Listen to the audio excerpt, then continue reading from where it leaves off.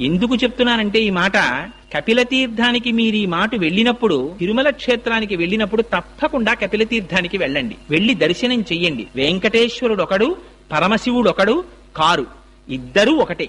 ఎందుచేత అంటే ఏకస్త్వమేవ బహుదా భవభాసి లోకే నిశంకధీర్ వృషభకేతన మల్లినాథ శ్రీభ్రామరి ప్రియ సుఖాశ్రయ లోకనాథ అన్నట్టుగా ఒక పరమాత్మే రెండు రూపాలుగా దర్శనమిస్తున్నారు అక్కడ. అందుచేత రెండు కాదు ఉన్న పదార్థాలు. అందుకని ఆ కొండ ఎంత ప్రాచీనమో కపిల తీర్థంలో ఉన్నటువంటి స్వామి కూడా అంత ప్రాచీనం. ఆ కపిల తీర్థం ఎంత గొప్పదంటే, పూర్వకాలంలో ఎప్పుడో కృతయుగంలో కపిల మహర్షి పాతాళ లోకంలో శివలింగాన్ని ఒక దాన్ని, వెలిసినటువంటి శివలింగానికి పూజ చేసి ధ్యానం చేస్తుండేవారు. ఆ శివలింగం పెరుగుతూ పెరుగుతూ పైకొచ్చింది. అది భూమిని బద్దలు చేసుకుని పైకొచ్చింది. పైకొచ్చి ఇంకా ఇంకా పెరుగుతోంది. పెరుగుతుంటే కామధేనువు గబగబా పరిగెత్తుకొచ్చింది. బ్రహ్మగారు ఆవు రూపంలో వచ్చారు.